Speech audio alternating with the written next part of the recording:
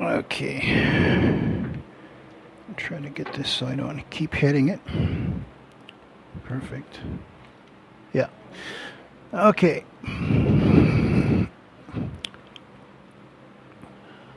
So again, it is the Gerber Bear Ultimate Survival Knife. It's a nice little knife. Comes with some handy survival guide. Nice little handy little pocket survival guide. And I've seen people complaining in reviews that there's nowhere to put it. Ooh. Well, let's get inventive, okay? You can stick it here. I don't care for that. You can wedge it underneath here. It's not easy, but it can be done. It's pretty tough stuff, so I don't think we have to worry about it ripping. And even if it did, a little piece of tape would fix that. See? But as you can hear, that's really tight. So, man, it's hard to get it in, hard to get it out. But there is this little thing down here. I don't know if it was designed for this purpose, but it works just wonderful for the purpose of... Actually, it's better if you go in from the bottom.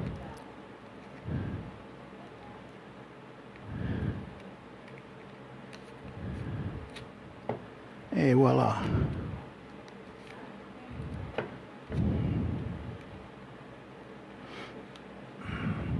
And some of you may have a sewing machine at your disposal, and you could make a little pouch right here.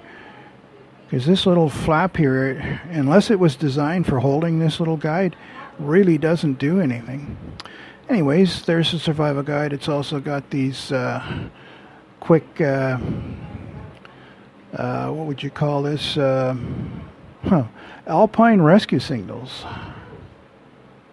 And there's air-to-ground distress signals, which is handy if you're ever in the bush and somebody flies out and wants to know what's going on. Anyways, the knife. Okay, so these obviously didn't come with it.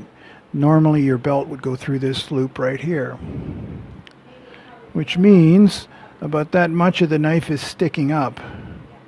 And this, at least from us fat people, means it's going to stick right into the muffin top. That didn't sound good, did it? Anyways, it's going to stick right into your love handles. And even if you're not fat, if you bend over to pick something up on your left side, if that's where you're wearing the knife, it's probably going to dig in. So my solution was to look at this, and I thought it would have been really nice if they had put the belt loop so it ended up here. So this is how I fixed it. I got 1, 2, 3, 4, 5, 6 zip ties. These were 14-inch, which are way longer than I would need. These are 6-inch, but they're just not long enough to wrap around this way and leave enough room for your. Any rate, so if you could get, if you got say 6, 8-inch or 10-inch, you could always clip them off. So hang on. Oh, I do. Just a second. Here, this will demonstrate what I'm talking about. Okay, when you're wearing it,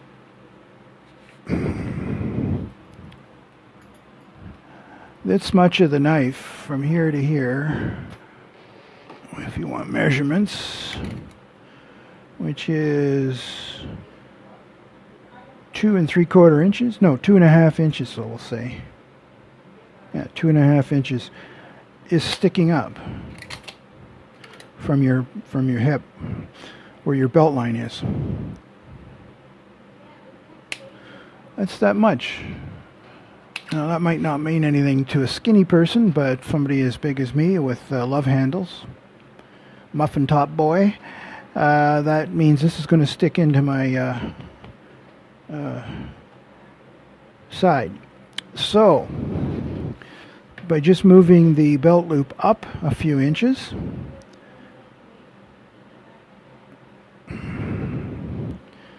now we have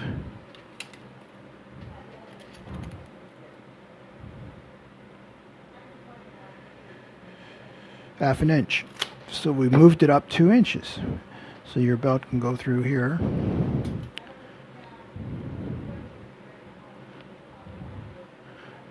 And when you're wearing it, it's right at the belt line. Well, you can't see that. Let's do it this way. It's right at the belt line. If this was your belt line where the belt here is,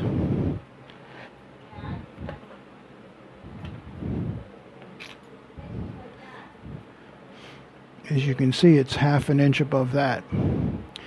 So now it's not in the way at all. The other modification was real simple. I took the get this out of here.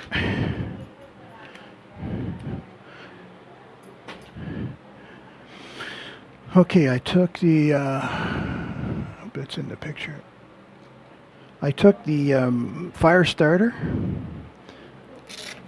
which didn't have the whistle on it. The whistle was on the knife, which I wasn't, kind of. It would be nice for maybe a lanyard, slip your hand through it, but I don't use a lanyard with a knife, and so I don't use a lanyard, and I always looked at this fire starter thingamajiggy here, and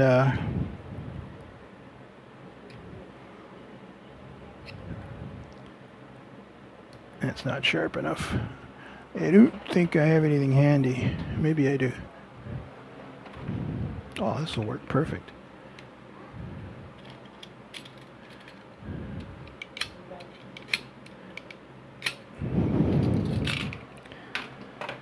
If you actually use the knife, it takes pieces right off this rod. Incidentally, if you've never had one of these and you go to use it the first time, you'll have to scrape this black paint off it, and before it'll actually spark. And there's a lot of guides on there. Anyways, this thing was all by itself, just sticking in the scabbard like that. And although it is very hard to get off, I've always thought, if I was in a hurry and didn't quite put that in right, maybe just a little tiny bit, first time I got up, and you don't hear it, you get to your campsite and you don't know where you've dropped it. One good thing about it, though, it does have a little bit of orange on it, which would make it a little easier to find if you were searching for it. So even though it's got a pretty good capture, what I do is I put it through this loop which holds the knife. It opens up like that to reveal a knife sharpener, which, you know what, I don't think this really does a good job, to be honest with you. I'm not really versed on sharpening knives, but that doesn't seem to really do much. I think I'm going to get a hold of the modern one like they have on the Pro. I think what they did is they came out with the Pro because there were some complaints about that, and now I'll get into that. One was the fire starter here that was pointing downwards. On the Pro, the knife looks exactly the same.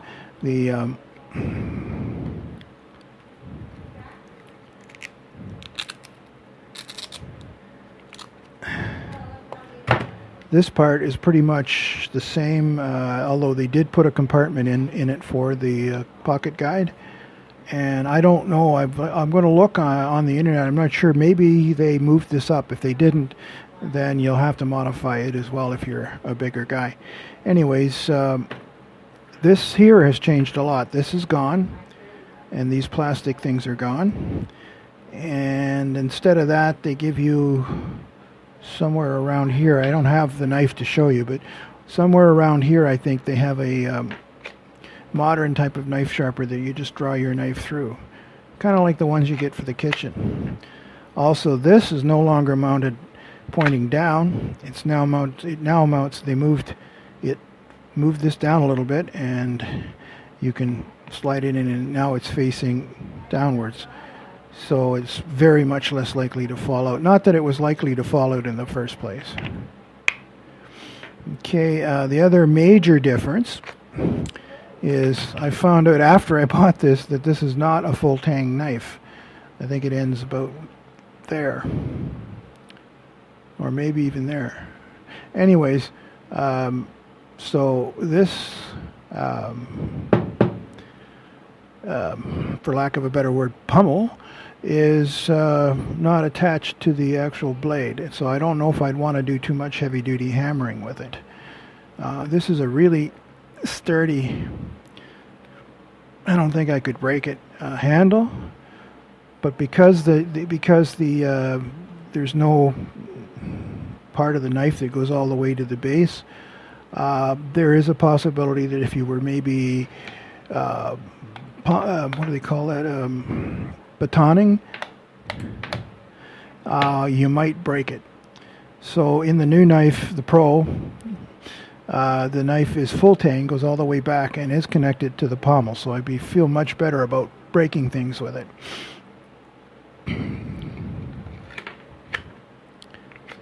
I've noticed, incidentally, that since I have been playing with this, it isn't as firm as it once was.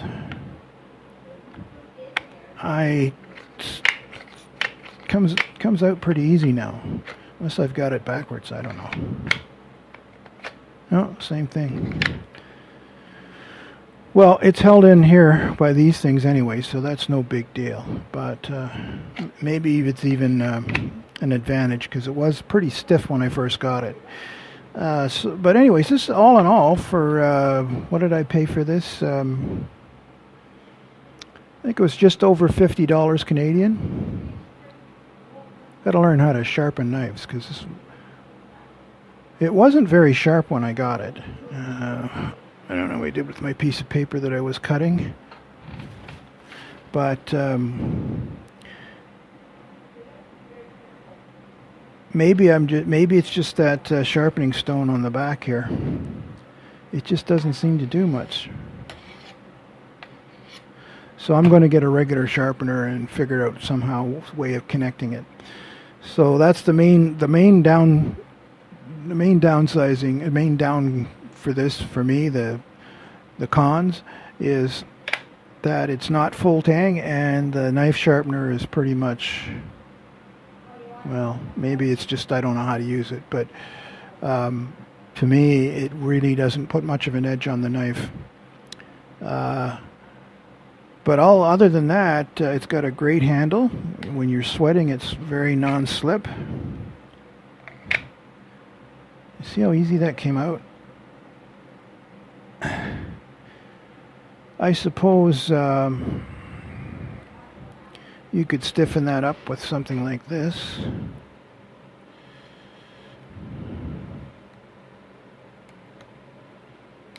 I don't think it would interfere with the knife. We'll see.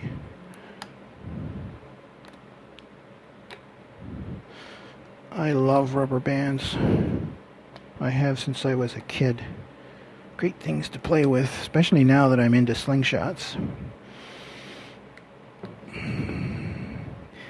Just saw a great video on how to make a slingshot into a sling bow with one easy device called a whisker biscuit. I've heard of whisker biscuits. I never really paid much attention to them.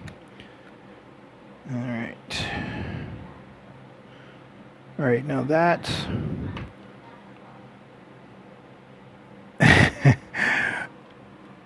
now I can't get it out at all. So there's a good way of absolutely securing your knife so that I guess I'll just move this over top. Yeah. Now it comes out. Just got to be careful when you're putting it back in that you don't cut the bands. And then you could do both or just one. I'm just going to do one. I think that would be, well, maybe both is the answer. Oh, see, that's what I'm talking about. One of my bands came off and touched the blade, so that's not good. Didn't damage it though.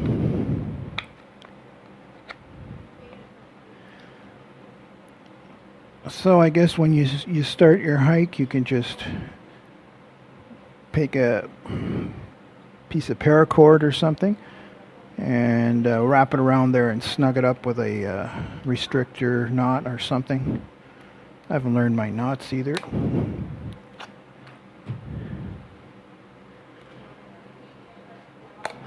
But for securing your knife in there, absolutely, I would say the old rubber band trick works quite well. Let's try it again.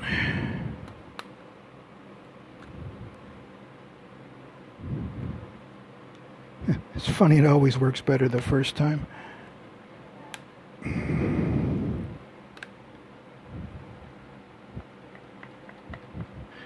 Now I could pull that out of there reasonably easily on my own, but it took quite a bit of force. So that solved the loose scabbard. But is it really necessary? That's the question. Because when it's in the sheath, it's secured there, and the blade itself is secured. I mean, the knife itself is secured there, so it's not gonna go very far. So, but if you want to do that, you can always put the rubber bands on there. So there it is, the Gerber Bear, or Bear Gerber, I guess. Ultimate survival knife with whistle. Oh, sorry about that. I guess I'll edit that out. Yeah, that's pretty loud. That's my whistle. It's supposed to be horrible. Okay, so modification 1, zip ties for a secondary belt loop, and took the whistle off the knife and put it on the fire starter, which I think is a much more logical place to have it anyways. And there you go. There's my wife's approval. She says it's awful. It'll definitely get people's attention. So there you go. Anyways.